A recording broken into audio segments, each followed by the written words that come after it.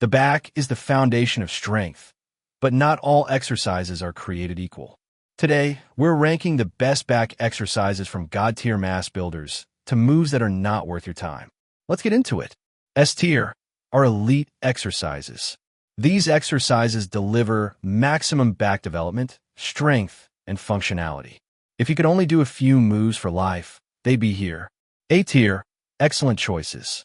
They hit the back hard and efficiently, but miss the absolute perfection of S-tier for either versatility or stimulus. B-tier, solid and useful, but not irreplaceable. Great as accessory work or variety, but not a massive back builder. C-tier, mediocre. Limited carryover, awkward mechanics, or better alternatives exist. D-tier, bottom of the barrel. Poor stimulus-to-fatigue ratio, unnecessary complexity, or just not worth your time for back growth. Pull-up.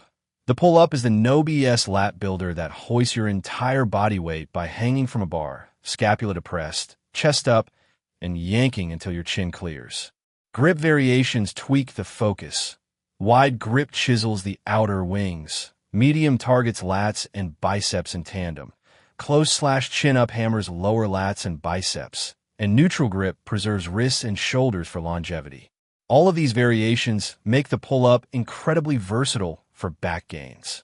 Bonus tip, a slow 3 to 5 seconds eccentric not only rockets time under tension, but forges rock-solid scapular control.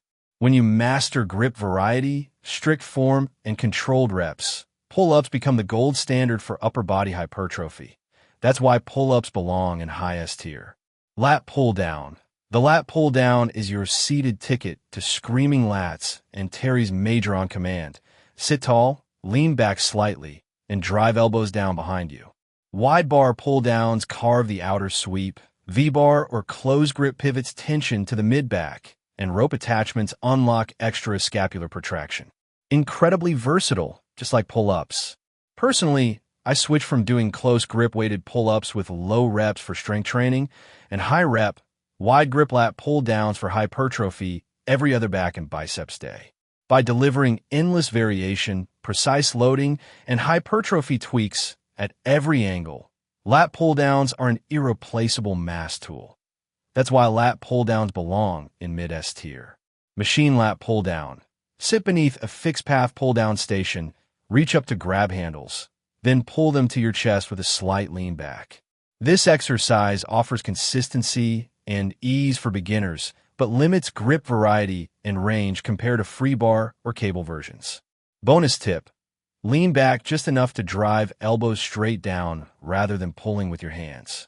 For an introductory lat mover, it works, but it can't match open chain variations. That's why machine lat pull-downs belong in low C tier. Pause. If you're just getting started in the gym or want a clear plan to drop fat without losing muscle, I put together a beginner weightlifter's guide and a cutting meal plan that makes things super simple. You can grab both through the link in the description. They'll save you a ton of guesswork and keep your progress on track. I appreciate it. Let's continue. Deadlift. The deadlift is the ultimate posterior chain mover. Set your feet hip-width beneath a barbell, hinge at the hips with a neutral spine, grip just outside your knees, brace your core, then drive through your heels to stand tall. This single lift unleashes massive glute, hamstring, spinal erector, trap, and core activation while demanding full body tension. Romanian deadlift. Begin standing, push hips back to lower the bar to mid-shin, feeling a deep hamstring and glute stretch before returning. Sumo deadlift. Take a wide stance with toes pointed out, grip inside your knees to shift some load into quads and adductors while still recruiting the posterior chain. I find that low reps are key for the deadlift, as long as your form in check. When you master hip hinge mechanics, select the variation that targets weak links, and haul weight with sound form.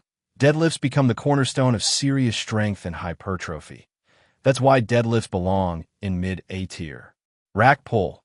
The rack pull is a partial deadlift variation performed by setting the bar on pins or blocks just below the knee and pulling it to lockout. This move allows lifters to overload the top range of the deadlift, hammering the traps, erectors, and grip strength without the same mobility demands as the floor pull. While it's excellent for building top-end strength and heavy shrug-like tension, its shortened range of motion significantly limits hypertrophy stimulus compared to full pulls or rows. This exercise also has an extremely long setup time, since you're going to need many 45-pound plates to even create a challenge. Better alternatives exist. Great for powerlifting, but not ideal for complete back development. That's why the rack pull belongs in D tier.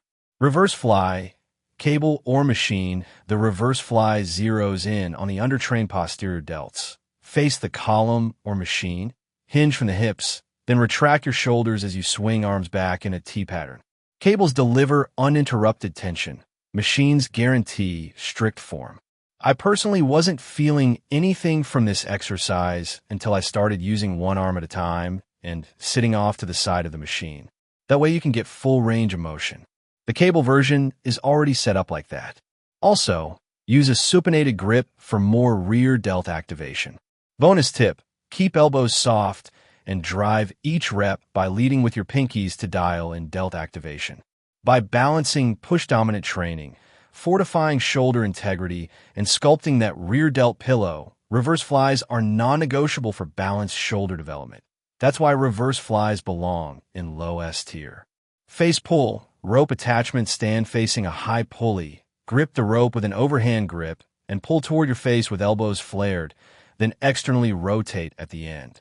This drill is superb for rear delt health and shoulder stability, but its light loads and small muscle focus limit raw hypertrophy.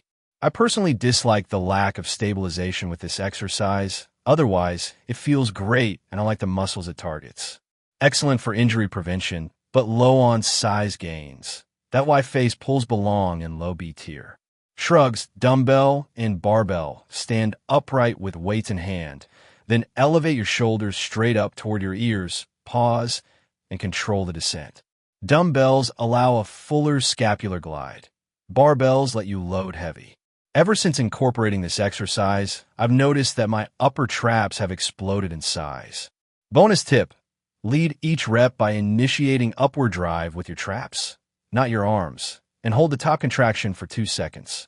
For upper trap development that makes you look huge, shrugs are essential. That's why shrugs belong in high A tier. Seated cable row. The seated cable row is the thickness architect. Feet braced, torso upright. Pull the handle to your sternum with deliberate scapular retraction. Then control the return. Wide handles spark rear delt and trap growth. Straight bars balance rhomboids and lats. V-bars laser focus lower lats. And neutral ropes grant a fuller range for packing on muscle. Bonus tip, lead with the elbows, not the hands, to nail deep back engagement. This is an incredibly versatile exercise that you can change depending on your needs, and its bulletproof setup for high volume makes it essential for overall back density. That's why seated cable rows belong in high S tier. Chest-supported row. The chest-supported row is performed lying face down on inclined bench, pulling dumbbells, machine handles, or a barbell toward your torso with strict scapular retraction.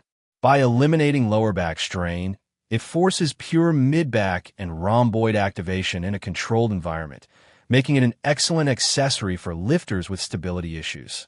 However, its lack of heavy loading potential and inability to train the spinal erectors reduces its ranking for total back hypertrophy. It's great for isolation and strictness, but not a mass monster. That's why the chest-supported row belongs in high C tier. Barbell, bent over row. Hinge at about 45 degrees, knees soft, grip the bar shoulder width, then retract your scapula and pull the bar to your lower ribs with elbows tucked. This move forges thick rhomboids, lats, and erectors under heavy load.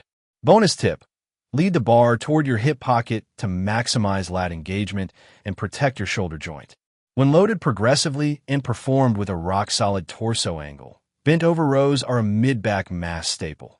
That's why barbell bent-over rows belong in high A tier. One-arm dumbbell row. The one-arm dumbbell row is a unilateral pulling movement performed with one knee and hand braced on a bench while rowing a dumbbell toward the hip. This exercise delivers a deep lat stretch and helps correct muscular imbalances, making it a favorite for detailed lat development. While great for targeting the lats, Its single-arm nature limits total volume efficiency compared to bilateral heavy hitters like barbell rows or pull-ups. Still, it's a solid tool for adding shape and detail to the lats. That's why the one-arm dumbbell row belongs in mid-B tier. Machine row. Seated at a plate-loaded or selectorized row machine with your chest against the pad. Pull handles to your torso, focusing on scapular retraction. This enforces strict form and lets you load heavy without worrying about balance. Bonus tip: begin each rep by pinching your shoulder blades together before pulling to maximize mid-back squeeze. For safe volume and consistency, machine rows deliver, but they lack core and stabilizer engagement. That's why machine rows belong in low B tier. Subscribe to the channel and give the video a like if you enjoyed. What is your favorite back workout? Let me know down in the comments. I appreciate your support. Stay strong.